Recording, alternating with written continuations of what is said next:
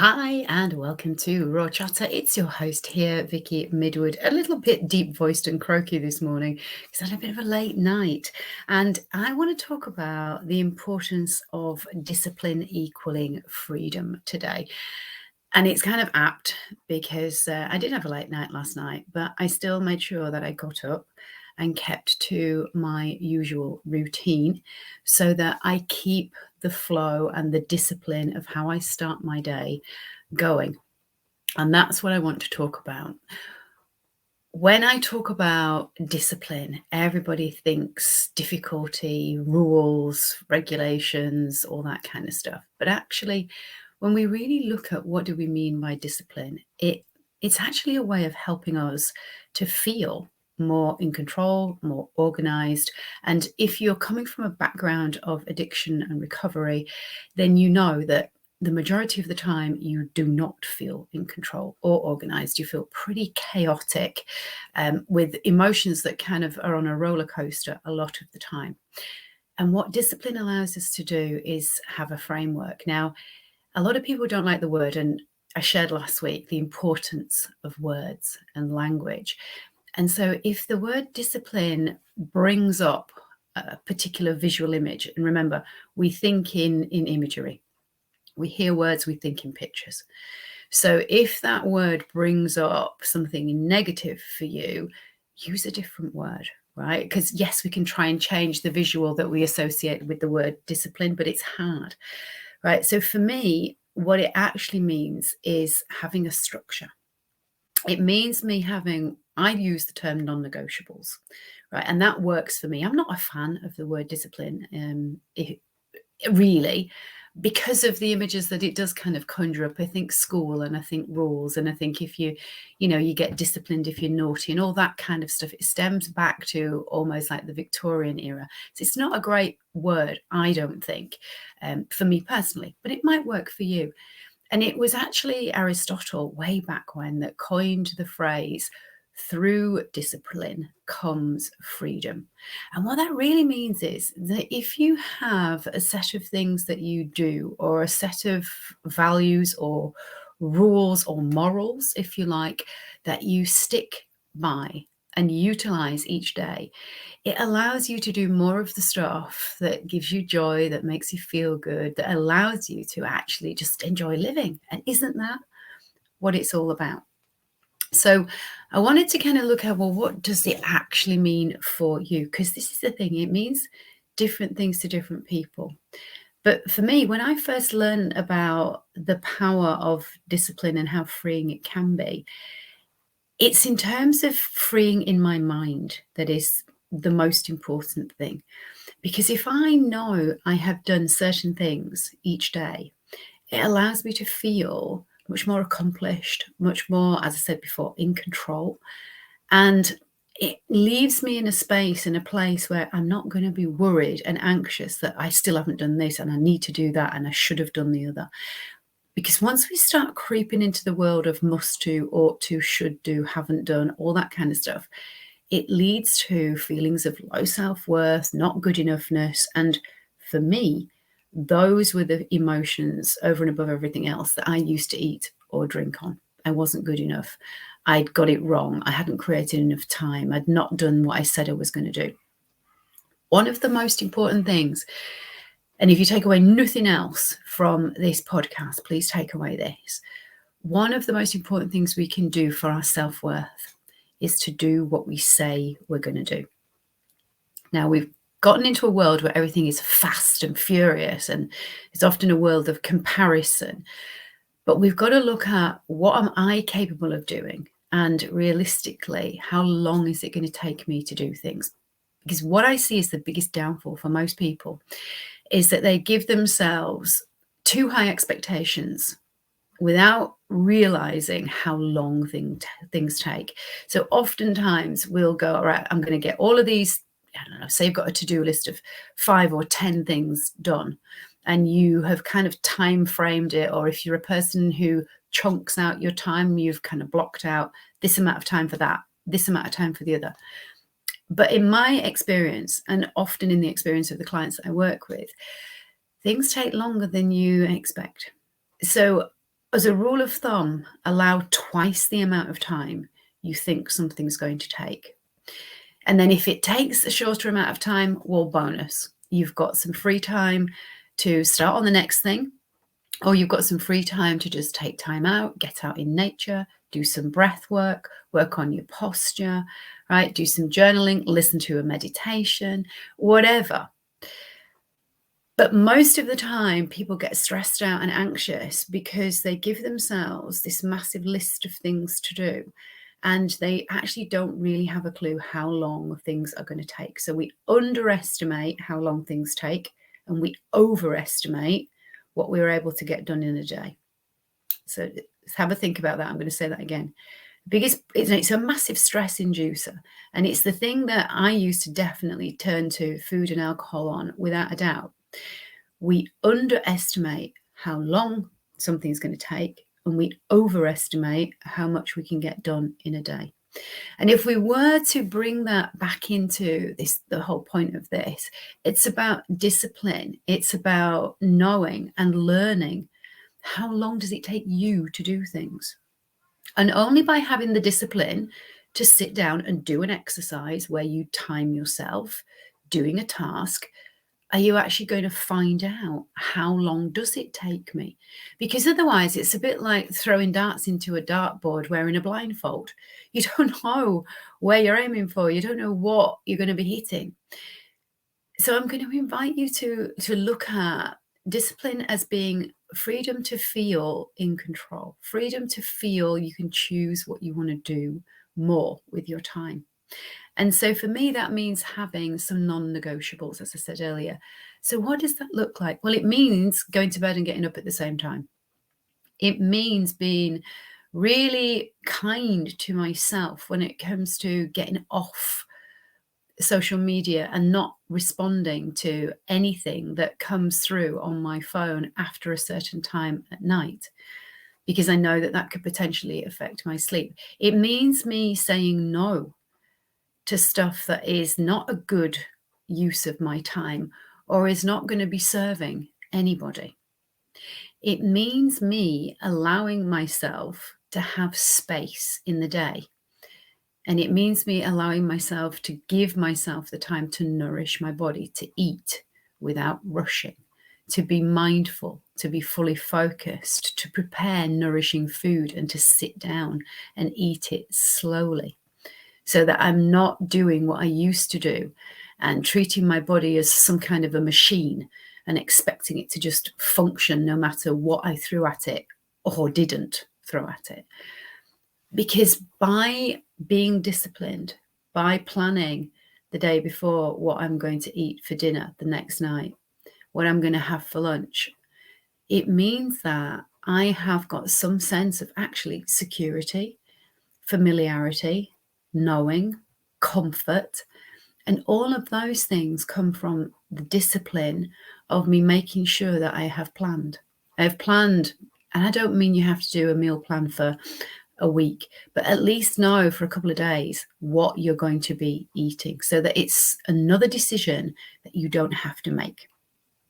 One of the things we need to take on board is that decision making saps your willpower. And if we think of willpower like a battery in your phone, if you wake up every day with that phone fully charged, with your willpower fully charged, this is why you probably find that in a morning you are absolutely determined that you're going to do X, Y, and Z, and you've got your to-do list, and it's all going to be great, and you're going to be like Wonder Woman. And as the day goes on, things become more and more of a struggle, because every single decision that we have to make just depletes that battery a little bit more every single time. You know, whether it's deciding whether to make this phone call now or whether to answer that email now or do it later, whatever the decision is, it's going to just take that battery down and down, which is why we find towards the latter end of the day, and definitely towards the evening, our willpower has diminished massively. And that is normal. That is not anything wrong with you. It's just how we work as humans, which is why willpower is something that we can work on for sure. We can try to improve it, but it's not finite. It is going to start off being much, much stronger at the start of the day, and it is going to be much, much less at the end of the day. But this is where discipline comes in, because discipline means that you do something even if you don't feel like it, because you know that if you do the thing, you will feel better, whether it's physically better, whether it's emotionally better, whether it's mentally better. But you will, if you do the thing, even if your brain is going, oh, I don't want to do it, or I'll do it later. If you just do it, you will definitely reap the results. Not only that, you're programming your brain slightly differently, because now you are doing what you say you were going to do. And I said earlier, one of the biggest things that saps our self-worth is when we don't do what we say we're going to do, because your brain remembers that. And it will then kind of come in with that story that may be oh so familiar to many of you, because it was to me. Well, you never do what you say you're going to do. You're always letting yourself down, right? You always say you're going to do this, but you never actually do it, right? And why does the brain say that? Well, it's based on evidence, because that's all your brain has got to go by. It can only go by past evidence. It can't see into the future. So it can only go by what you've previously done, what it knows, what it's familiar with. And if your familiar pattern is that you don't do what you say you're going to do, this is where we get doubts and we second guess ourselves when we decide we're going to do something new or something different, because your brain will come straight in with the thought, it won't last. You won't stick to it. You never do. And you believe it. Why? Well, because the evidence seems to be that that is actually the case for you. However, if we can switch that and we can change it so that you give yourself only a few things to do, but you absolutely know you can do them and you will do them, we start to change that programming. Because each time you do something that you say you're going to do, the programming is, oh, okay, so she does do what she says she's going to do. And it feels good. Why? Because it gives you a dopamine hit. It's like a little mental tick, if you like, that yes, you said you were going to do that and you did it. Now, when you can keep repeating that pattern day after day, whether it's a thinking pattern, whether it's an action pattern, you are starting to become a person who is more disciplined, and you will start to feel happier, more confident, and more comfortable in yourself. So you might be asking, well, that's great, Vic, but where do I start? We start with, I say to people, start where you feel is the easiest place to start. And for many people, that's either creating a routine for their evening so that they properly wind down and get to bed at a predetermined time, or it's a morning routine. And I'm saying routine because when we start to have just a couple of things that we do consistently, day in, day out, week in, week out, month in, month out, year in, year out, we're creating this non-negotiable pattern of being that is helpful. And it needs to be something that works for you, and it has to be helpful.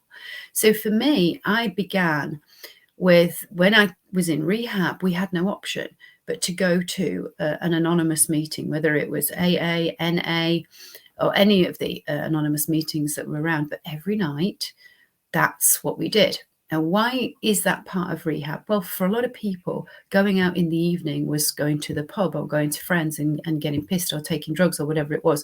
So the idea was that we replaced going out in the evening to do something negative with going out in the evening to do something positive. And that's the point of the AA meetings. And obviously then when you come out of rehab, it's down to you to keep that pattern going, to be disciplined enough to keep it up. And is it helpful if you do that? Yes. Are the people who do it the ones who tend to have successful and long recoveries? Yes. Not always the case. Obviously, there are exceptions to the rule, but on the whole, yes, because you created that discipline of, this is what I do in the evenings. I don't do that, I do this. When I was then in my secondary rehab in South Africa, I was creating a routine for myself and a pattern of discipline based upon what worked for me because of my wants and needs. Let me explain that. For the first time in my life, I slept in a dormitory. I'd never slept in a kind of dorm environment before, and then literally there was hardly any space between beds. You kind of shuffle sideways to get into your bed. And sleeping that close to people who I wasn't in a relationship with was a little bit weird and a little bit uncomfortable for me. I'm also a person who likes to have some space to myself in the morning. I'm not a great chatter in the morning. Give me my coffee or a glass of water or a cup of tea and give me a little bit of peace and quiet and me not having to make conversation.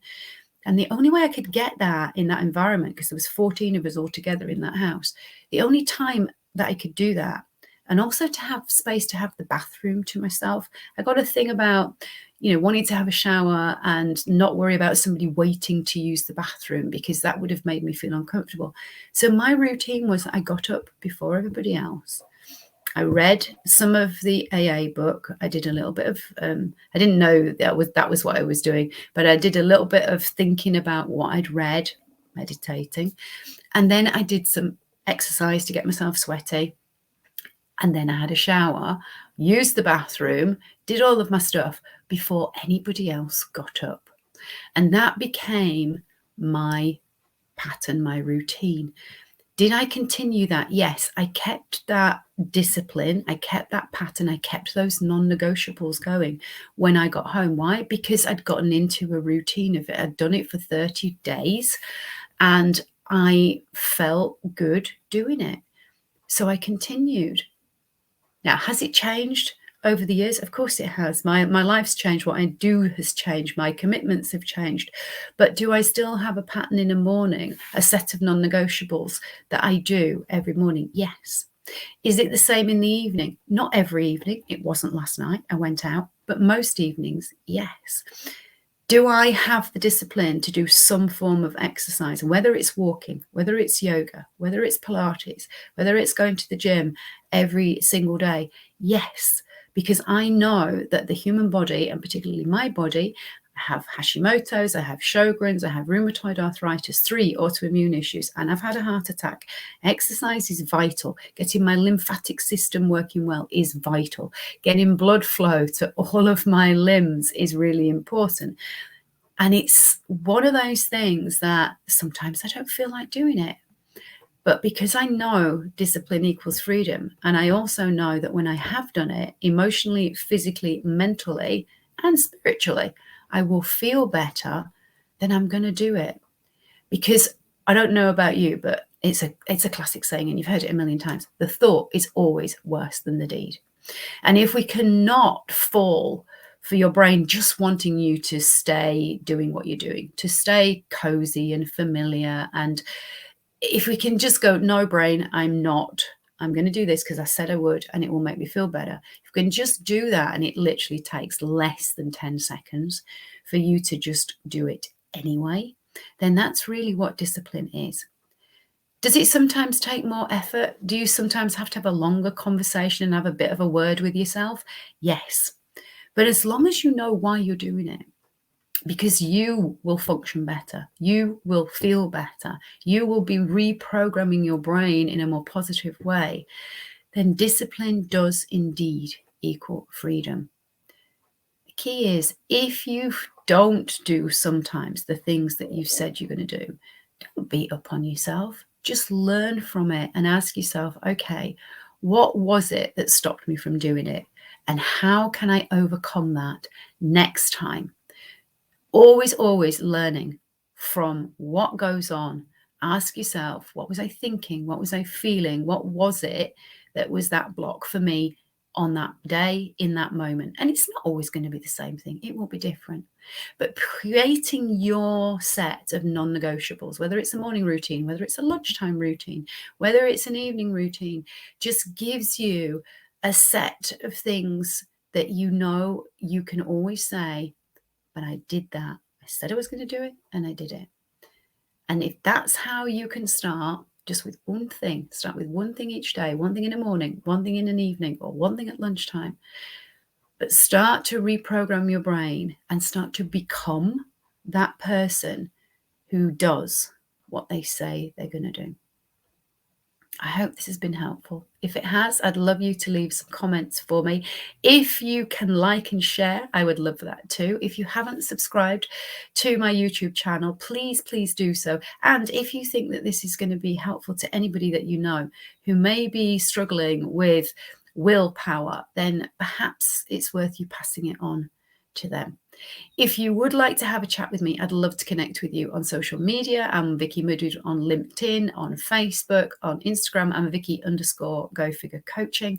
And of course, you can find me over on my website, which is just vickymidwood.com. Thanks again for listening, for watching. Whatever you get up to, take care of yourself. As far as we know, we only have one body. Look after it. It's looking after you.